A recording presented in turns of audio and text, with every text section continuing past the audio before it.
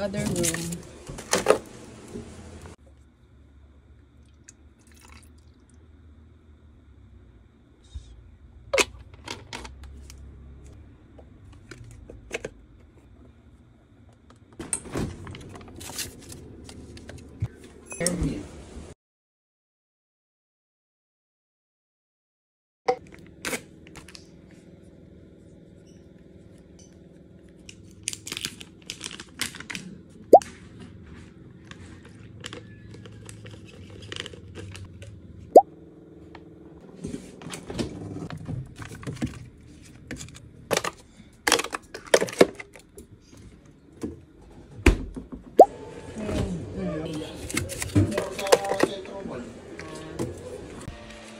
Ito yung mga gamot ko. And then ito, vitamins siya. Tsaka itong mga ito. Ito yung mga iniinom ko nung buntis ako. Binalik ng OB. So, once a day ulit siya. Hindi ko alam bakit ang dami. Pero ayan. Hi, mommies. Grabe, naiyak ako. Kasi hindi na naman makalatch si baby. Sobrang pressure ako kasi nga bumaba yung timbang niya and super shallow niya mag-latch. Sana umokay, Lord. Oy. Oh, make.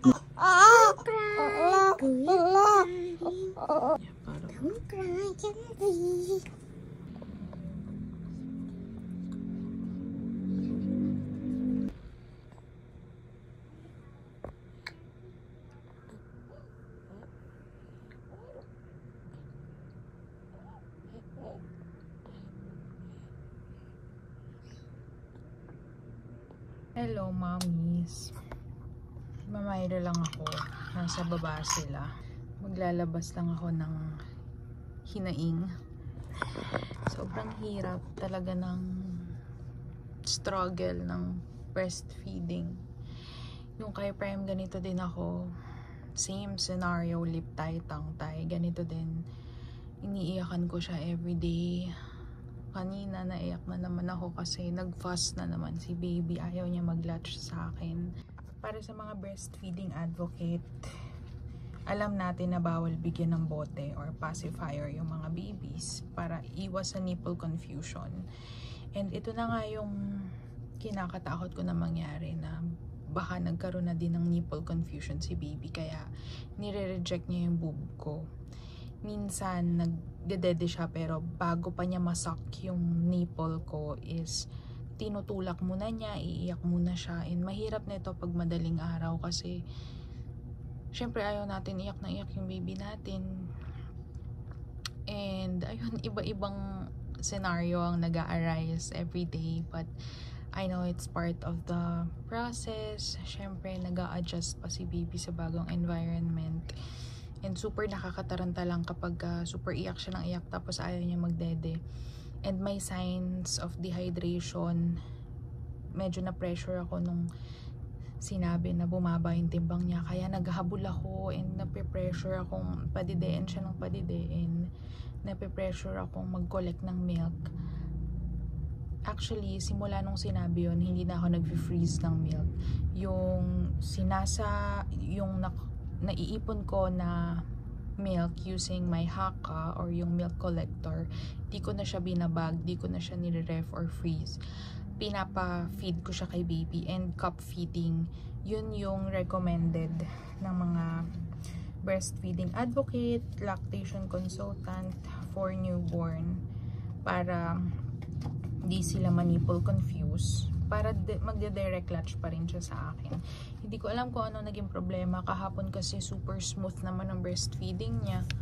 Sabi ko nga, ang prayer ko nga, sabi ko, Lord, kahit na 1 hour siya, magdamag siya mag-latch, basta makapag-latch lang siya ng maayos sa akin kahit puyat ako. Wag lang yung ganon na nahihirapan siya mag-latch na wala naman ako magawa. And syempre gusto ko maging mahimbing siya sa pag-latch niya. And nakakatulugan niya kasi yung breast ko, which is na-pressure ako na gisingin siya ng gisingin every time. Pero nakakalimutan ko na ang mga babies, syempre, comfort nila yung kanilang mom, lalo na pag breastfeeding. Comfort nila yung magsak lang, gawin ka lang human pacifier. Sa sobrang pressure, nakakalimutan ko yon, and naiiyak ako every time na ganun, na parang nakikipaglaban siya sa breast ko, as in tinutulak niya and nire-reject niya. Naaawa ako sa kanya, kaya medyo naiyak-iyak ako kanina, and super drama ko. Postpartum baby blues na naman tayo, hindi naman mawawala yun, pero yun, hopefully maging okay, lalo na ito, magdadaan na naman yung gabi. Sabi ko nga, okay lang kahit konti lang tulog ko, basta wag lang sasakit yung ulo ko and makapag-function ako sa araw-araw. Okay lang kahit putol-putol yung sleep, kahit puyat, basta si baby maka-drink siya ng maraming milk sa akin, at talagang mabusog talaga siya every feeding, and maging okay yung sleep niya, and makapag-poop na siya, kasi isa din sa pressure sa akin, hindi pa siya nagpo-poop, parang 3 days na going 4 days na hindi siya nagpo-poop pa. So ayun, yun lang naman ang kinakaalala ko. Yun, prayer talaga, Lord, hopefully maging okay. I know it will get better. Alam ko naman yun, bilang ganito din yung experience ko kay Prime. Mas malala pa nga kasi iba yung ano ko pagka-stress ko nun yung kay Prime. Syempre first time mom, this time around naulit lang siya, parang naging cycle lang, kasi nga same yung scenario. Ang pinagkaiba lang yung kay Prime kasi before is nagsusugat na yung nipple ko, kaya super painful na niya. This time, ang problema ko is hindi makapag-latch si baby ng maayos, which is okay na okay yung boob ko, yung nipple ko, okay na okay. Yun nga yung gusto ko sipsipin niya ng madiin, as in iswallow niya, mag-swallow siya ng maayos. Yun yung iniintay ko, kasi si Prime super eager siyang dumede sa akin nun, kaya nagsusugat yung nipple ko nun. And this time, ayun, although same situation, lip and tongue tie, this time naman, shallow latcher si baby. And yun yung problema ko, kasi nga, madi-dehydrate siya kapag shallow latcher siya. So, ang pinaka-best option, and actually, inano din to, ni-recommend ng aming pedia nung check-up namin kahapon, is mag-express ako ng milk, which is ang ginawa ko, nag-start na ako kanina nung sobrang fussy niya. Kasi kawawa naman namamalat na siya, kakaiyak. So, instead na magtagal kami, kaka-figure out paano siya makakapag-direct latch sa akin ng maayos, ang ginawa ko is habang karga ko siya is nakalagay yung milk collector ko sa boob ko, and then unti-unti yung nagko-collect ng milk, kasi may suction yun na parang breast pump.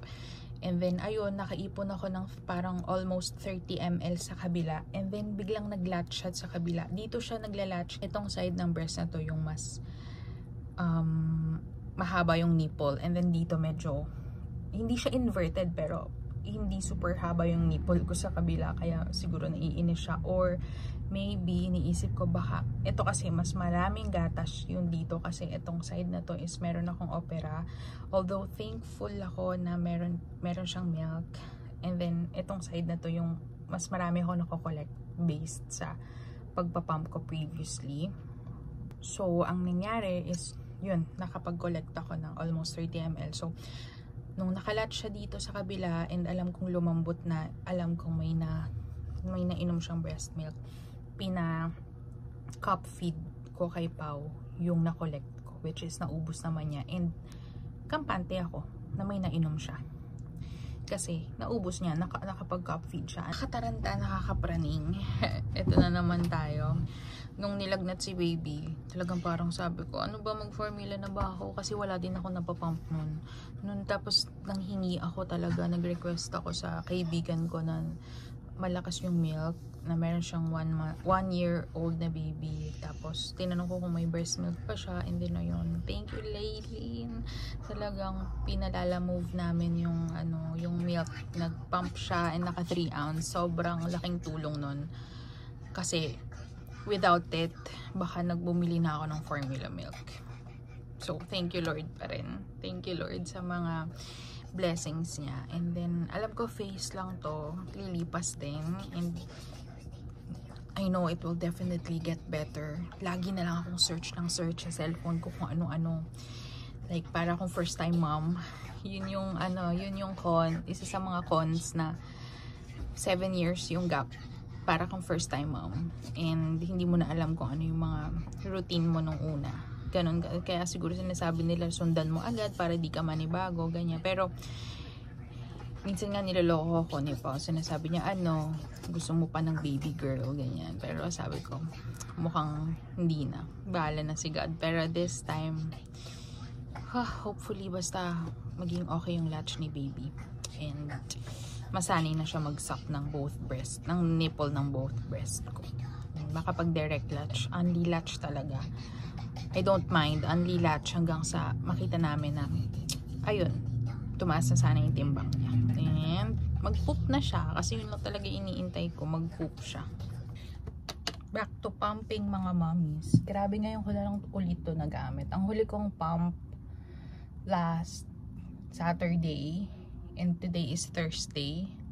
So 5 days na ako hindi nagpa-pump. 5 days na kami hindi nagpa-bottle. Pero dahil si baby ay ayaw mag-latch, talagang okay naman siya kahapon, ewan ko ba, pero okay lang yan, kaya natin to, Lord. Habang tahimik siya, karga ni Pao, tayo ay magpa-pump.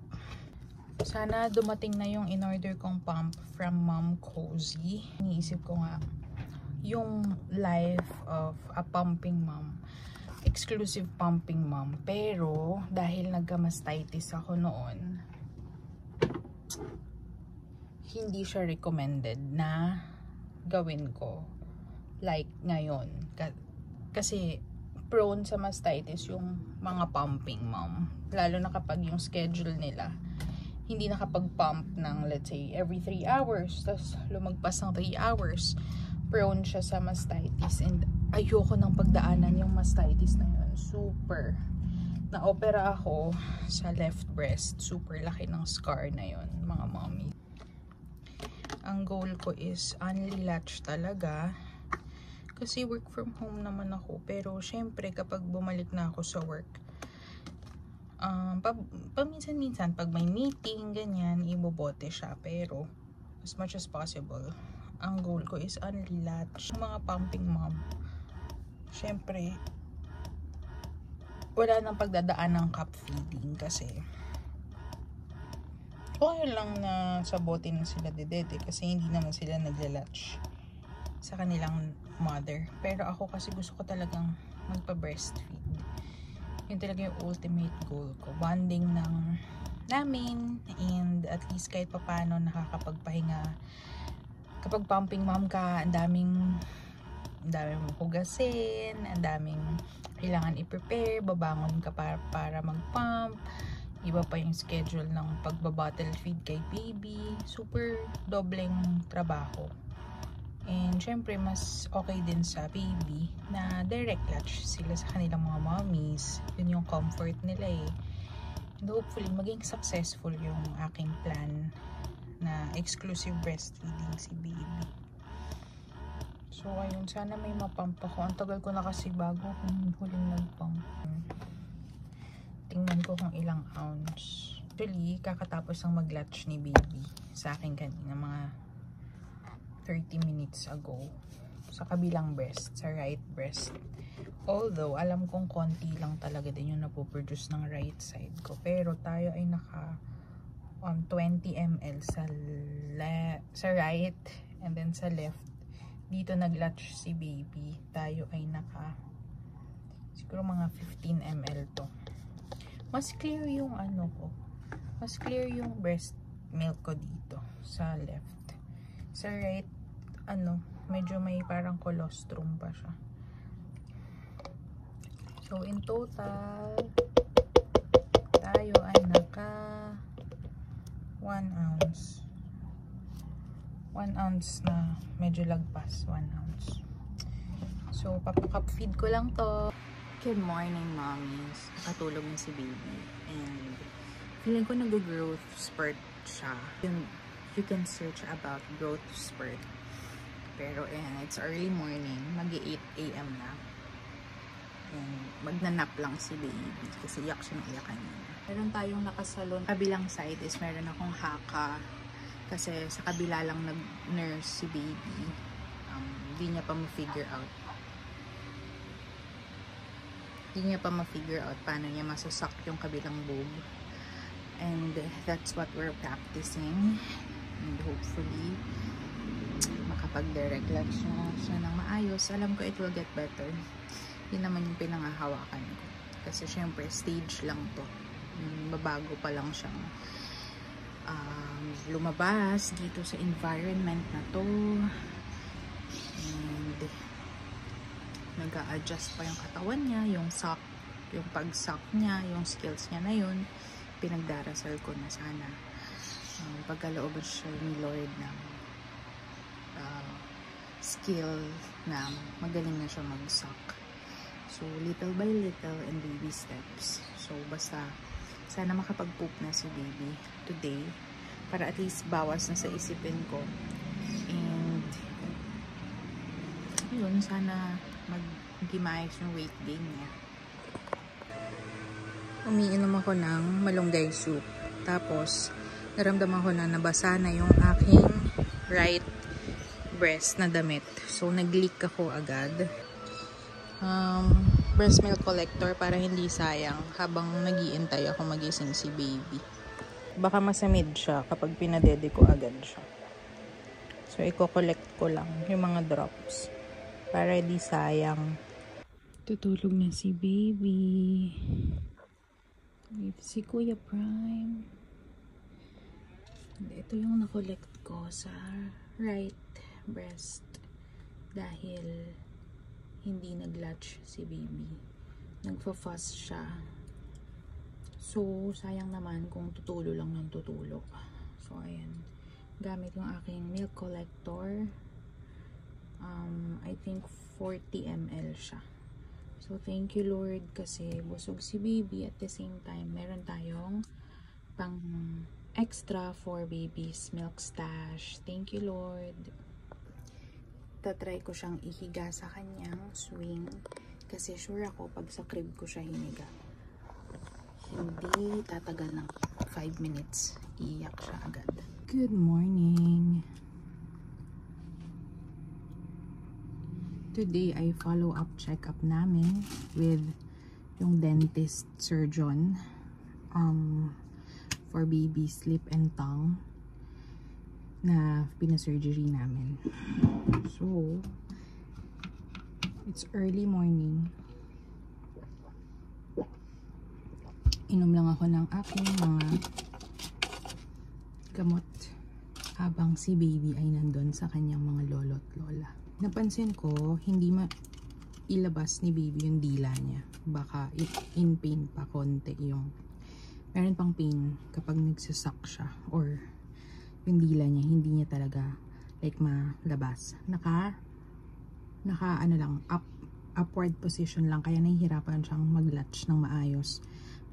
Parang pahirapan kami na masak niya agad. So iiyak muna siya ng iiyak. And then offer lang ako ng offer hanggang sa makuha na niya. Minsan 5 minutes, 10 minutes, 15 minutes pinakamatagal.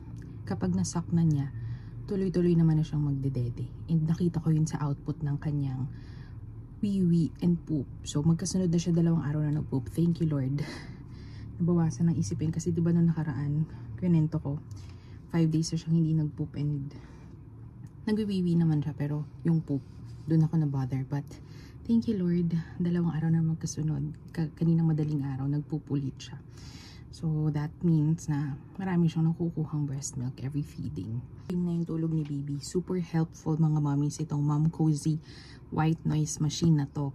Sa gabi lagi namin tong ginagamit. Yun ang isa sa mga nakakapagpahimbing ng sleep ni baby sa gabi.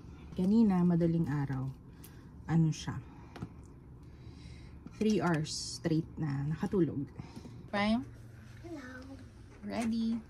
Magbabaon ako ng 2 breast milk collector para kapag nahimbing ang tulog niya sa car, magko-collect ako ng milk kasi sayang naman ang ating let down milk habang tulog si baby. Sana makapag-breastfeed siya sa akin ng maayos. Mamaya, mahirap kasi pag sa labas. Kasi kapag sa bahay kami, as in wala akong bra, nakatanggal ako minsan, wala akong damit. Para maayos yung flow ng milk. And komportable kami pareho. So, last na labas naman na namin. Ang next namin, hopefully, ang next namin is sa July na, which is vaccine niya. So, yun.